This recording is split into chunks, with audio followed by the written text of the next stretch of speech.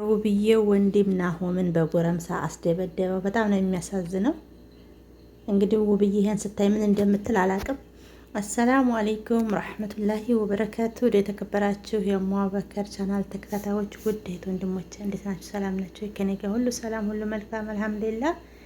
እንግዲህ ዛሬ የውብዬ ወንድም የሰራው ነገር በጣም ነው የሚያስጠላው።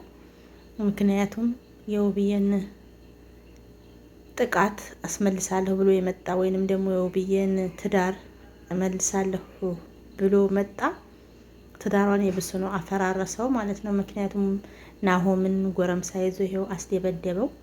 እሱም የሆነበት ደግሞ ውብዬና ናሆም መለያየት አለባቸው፣ መፋታት አለባቸው። ትናንትና አይታችሁ ከሆነ ቪዲዮውን ውብዬን ፈርሚ ጠበቃ እናግሬያለሁና ፈርሚ እያላት ነበርና እሷም ደግሞ አልፈርምም ብላ እምቢ ብላው ነበረ።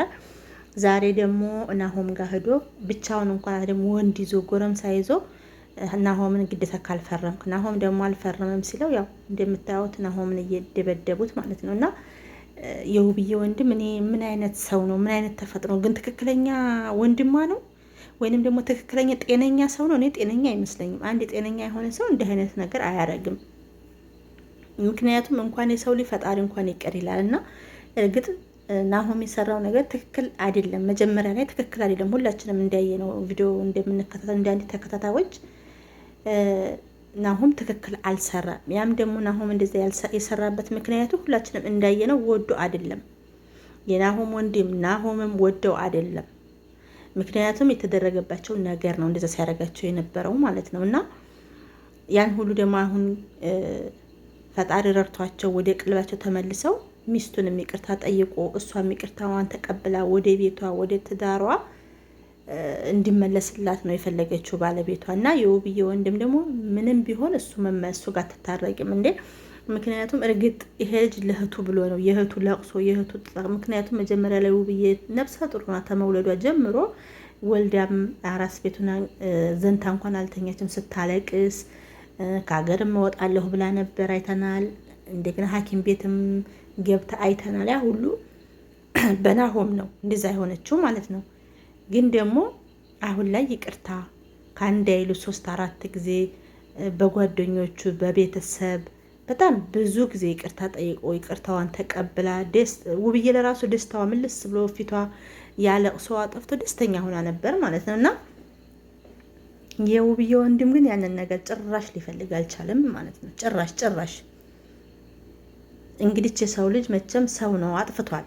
ጥፋቱን ይቅርታ ታመነ። እስከ ዛሬ ድረስ ሲጣሉ የውብዬ ወንድም ምን አይቼው አላውቅም። እና አንድ ጊዜ እንኳን አላስታረቃቸውም። የመጀመሪያ ጊዜ ሲመጣ ነው የመጀመሪያ ጊዜ እንደዚህ ሲሆን ያየሁትና እሺ ጥፋተኛ ነው ብሎ ካመነ ደግሞ ጥፋቱን እንዲያስተካክል ከእህቱ ጎን ሆኖ ማድረግ እንጂ ያለበት እንደዚህ ይህን ያህል ደረጃ ግዴታ አሁን እኮ አብረው እንዳይኖሩ ጭራሽ እንዲለያዩ ነው እያደረገ ያለው ማለት ነው። ምክንያቱም እነዚህ ሰዎች ደግሞ ተለያይተው የሚለያዩ ሰዎች አይደሉም። ቢለያዩም እንኳን የሚያገናኛቸው ነገር አለ። ለምን መካከላቸው ከአንድ አይሉ 2 ልጆች አሉና ማለት ነው። ስለዚህ እንደዚህ ነገ ውብዬና ናሆም ታርቀው ባንድ ቢሆኑ የውብዬ ወንድም ምንድን ነው የሚለው? ምንድን ነው የሚያስበው? ምክንያቱም ናሆምን እንደዚህ አስደብድቦ ማለት ነው። በጣም ነው የሚያስጠላው። አንዳንድ ጊዜ ትዳር መካከል ሰው ማስገባት ቤተሰብን ማስገባት እስከ ዛሬ ውብዬ ጎበዝ ነበረች። አንድ ቀን እንኳን ቤተሰቦቿን አስገብታ አታውቅም ነበርና ያሁኑ ግን ያው ወንድሟን እንዲያጋጣሚ ጠራቸውና ወንድሟ እንደውም የብሱኑ ብጥብጥብጥ አረገባት ማለት ነው። እና አንዳንድ ጊዜ ለምናረገው ነገር ለምንናገረው ነገር አስተውለን ብናረግ የሆነ ነገር ስንናገርም ሆነ ስናረግ የፊታችንን ብቻ ሳይሆን የኋላችንን ብናይ። ምክንያቱም አሁን እስከዛሬ ሲኖሩ ውብዬና ናሆም በጣም በፍቅር በደስታ ሀታ ከቤተሰቦቿ ጋር ተዋደው ነበር። እሷና እሱ ናቸው አሁን የተጣሉት። እሷና እሱ በተጣሉበት ደግሞ ቤተሰብ እንደዚህ ጭራሽ ውብዬ ወንድም ማለት ነው እንደዚህ ናሆም እንደዚህ ክስክስክስ የሚናገረው ነገር የሚሳደበው ነገር በቃ ከአንድ ሰው እኔ እንጃ ጤነኛ ከሆነ ሰው የማይጠበቅ ነገር ነው። ምክንያቱም ነገ እኮ መታረቅ አለ ወይንም ደግሞ ነገ ባይታረቁም እንኳን እነዚህ ልጆች አሉ። ስለዚህ ናሆም እና ውብዬ መገናኘታቸው ባይታረቁ አብረው ባይሆኑ እንኳን መገናኛቸው አይቀርም። ለምን ልጆች አሉ። ነገ ጠዋት እነዚህ ልጆች ብሎ ናሆም እሷ ቤተሰብ ወይ ቤት መሄዱ አይቀርም ልጆቹን ለማየት ብሎ ወይንም ደግሞ ውብዬ እሱ ቤተሰብ ወይ ቤት መምጣቱ አይቀርም። በዛም መካከል የውብዬ ወንድም እንዴት ነው የሚሆነው? ስለዚህ አንዳንድ ጊዜ ለምናደርገው ነገር ለምንናገረው ነገር እያስተዋል ቢሆን ጥሩ ነው። ዝም ብለን አፋችን እንዳመጣልን ባንናገር ማለት ነው። ምክንያቱም ነገ የሚጸጽተን ነገር ነገ ይሄን ነገር ባላረኩኝ ወይንም ደግሞ ይሄን ነገር እንደዚህ ባላልኩኝ የምንለውን ነገር ባናረግ። ምክንያቱም የሰው ልጅ ስሜታዊ ሆኖ የሆነ ነገር ሊናገር ይችላል። በንዴት ስሜት ውስጥ ይሆን አንድ ሰው ንዴት ላይ ሲሆን ታላስፈላጊ ቃላት ያወጣል። ይሄ የታወቀ ነው። ግን ደግሞ ንዴት ሁልጊዜ የለም። አንድ ቀን የሰው ይነደ፣ ሁለት ቀን፣ በየቀኑ 3 ቀን፣ 4 ቀን፣ 5 ቀን፣ ሳምንት ሙሉ እየተለመነ እንደዚህ በቃ ከሱ ውጭ ቀድሞ ሰው ያለ ራሱ አይመስለውም ማለት ነው። ከሱ ውጭ ጉልበት ያለው ሰው ያለ አይመስለውም ማለት ነው። እና ሰው እንደዚህ እየተለመነ እንደዚህ ይቅርታ የተጠየቀ እሺ የጓደኞቻቸው ይቅርና ውብዬ እንኳን ጉልበቱ ላይ ተደፍታ የኔ ደስታ የሚያስደስት ከሆነ አሁን ደስተኛ ነኝ፣ ትዳሬን ነው የምፈልገው፣ እኔ የጠራሁ ትዳሬን እንድትመልስልኝ ትዳሬን እንድታፈርስብኝ አይደለም። አፋውታ እንደዛለችው የገዛሃቱ ማለት ነው። እኔ የጠራሁ ከጎኔ ሆነህ ቤተሰብ የላትም እንዳይሉኝ ከጎኔ ሆነህ ትዳሬን እንድታስተካከል ትዳሬን እንድትመልስልኝ እንጂ ትዳሬን እንድታፈርስ አይደለም። ናቶሎ ብዬ ደወልኩልህ እንደዚህ ብላ አፋውታ እያለችው እሱ ግን ጭራሽ ማለት ነው ልክ እንደ ድሮ ሰው የሚያስበው የቤተሰብ ክብር። ቤተሰብ ዝገ ምን አገናኘው? የቤተሰብ ክብር ቤተሰብን ናሆም እንደውም በጣም ጎበዝ ነው።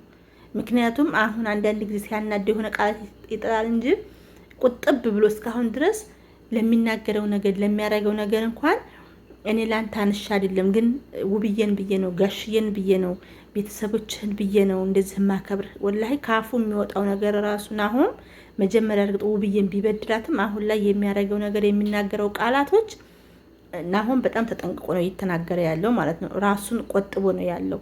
ግን የውብዬ ወንድም የሚያደርገው ነገር የሚያሳስት እኔ እንጃ። መጨረሻ ላይ ደግሞ አሁን እኔ በጣም የገረመኝ እሱን ለመደብደብ ፈርም አሁን ይሄ ማለት እኮ ሊያለያይ በቃ ሊያፋታቸው ነው ማለት ነው። እንዴ እሷ ፍላጎት ካለ ደግሞ ግዴታ ነው እንደምትፋታው ይችል ልጅ እሷ ተወደዋለች። አሁን ውብዬ ስለተቸገረኝ ነው። ምክንያቱም ከወንድሟ አትሆን ባሏን ተወዳለች፣ ቤቷን ተወዳለች። ከባሏ አትሆን ደግሞ ወንድሟንም ከማን እንደምትሆን ስለተደናገራት ነው ይችል ጸጥ ብላ አሁን እያለቀሰች ያለችው ማለት ነው። እዚህ ላይ ደግሞ የሚረዳት ሰው አጣች። እና ትክክለኛ ጥፋት አሁን ላይ እያየሁ ያለሁት እኔ ቪዲዮውን እንደማየው የውብዬ ወንድምን በቃ ማስወጣት አለባት። ውብዬ በቃ አያገባህም ብትል ነው የሚሻላት ወንድሟን ማለት ነው። ምክንያቱም ትዳሯን የምትወድ ከሆነ ቤቷን የምትፈልግ ከሆነ ባሏን የምትፈልግ ከሆነ ወንድሟን ብቻዋን ሆነ አንተ አያገባህም። ከአሁን በኋላ ወደ መጣህበት ተመለስ። አለቀ። አራት ነጥብ። ምክንያቱም የውብዬ ወንድም ለማስታረቅ ሳይሆን ለማለያየት ነው የመጣው ሲጀመርም ማለት ነው። አሁን ላይ እንደምናየው እንዲፋቱ ነው እንጂ እንዲታረቁና አብረው እንዲሆኑ ውብዬና ናሆም ፍላጎት የለውም ጭራሽ ማለት ነው። እንደዛ ቢያስብ ኑሮ ውብዬና ናሆም እንዲታረቁ ትዳራቸው እንዲመለስ የድሮ ፍቅራቸው እንዲመለስ የሷ ማልቀስ የሷ መበደል ብቻ ወንድም ስለሆነ አናዶት ወንድም ስለሆነ ቆጭቶት ቢሆን ኑሮ ናሆምን ለማስደብደብ ወንድ ይዞ አይሄድም ነበር። ውብዬና ናሆም አብረው እንዲሆኑ የሚፈልግ ወንድም ቢሆን ሲጀመር ይሄ ወንድሟ ራሱ አይመስለኝም። እኔ ፊቱ ለራሱ ያስፈራራል እና ለማስደብደብ ይዞ አይሄድም ነበር ጭራሽ ማለት ነው። ከአንድ ጤነኛ ከሆነ ሰው እንዲህ አይነት ነገርም አይጠበቅም። እንዴ እሷ እየለመነችው እያለቀሰ የእህቱን ደስታ የሚፈልግ ከሆነ እንደዚህ ማድረግ የለበትም ሲጀመር ማለት ነው። ሲጀመር እንደዚህ ማድረግ የለበትም። እና ውብዬ ያጠፋችው ወንድሟን ደውላና ስትል ነው። እንዲህ አይነት ትንሽ የሰው ልጅ እኮ ሲያስረዱት እንኳን መረዳት የሚችል ጭራሽ እሱ እኮ እሱና እሱ ያለው ብቻ ነው እንጂ የሚነግሩትን የሚያወሩት ለራሱ አያዳምጣቸውም ጭራሽ ማለት ነው። ጭራሽ አያዳምጥም። በቃ እሱ የሚያወራውን ብቻና ብቻ ነው መፈጸም የሚፈልገው ማለት ነው። እና እንደዚህ እኮ ነው ደግሞ እንዴት ነው የሚስማሙት? እንዴት ነው ናሆም ጋር የሚስማሙት? እንዴት ነው ውብዬን ወደ ቤቷ የሚመልሳት? በመጨረሻ ደግሞ እንደዚህ ማስደብደብ ፈርም ብሎ እንዴ እሷ ሳትፈልግ ማለያየት ማለት ምን ማለት ነው? ኧረ በጣም ነው የሚያስጠላውና ልቦና ፈጣሪ ይስጥህ። የሰው ልጅ ከይቅርታ በላይ ምንም የለም። እንደዛ እየተለመንክ ትንሽ እንኳን ማዳመጥ ጥሩ ነው። እሱ ትንሽ እንኳን አያዳምጥም ማለት ነው። እኔ በጣም ነው የገረመኝ ይሄን ቪዲዮ። ውብዬ ስታይ ምን እንደምትል አላቅም። ሀቂቃ እንደዚህ ናሆምን እንደዚህ ሲያስደርገው ማለት ነው። ወይንም ደግሞ ነገ ውብዬና ናሆም ታርቀው አብረው ሲኖሩ እሱ ምን እንደሚል እኔ አላቅም። በጣም ነው የሚያስጠላው ግን በጣም ማለት ነው። ውድ እህቶቼ እኔ የራሴ የተሰማኝና የተናገርኩት ቪዲዮውን ተወዳችሁት ላይክ፣ ሼር፣ ኮሜንት ማድረግ አትርሱ። በሌላ ቪዲዮ እስከምንገናኝ ወሰላሙ አለይኩም ወራህመቱላሂ ወበረካቱ።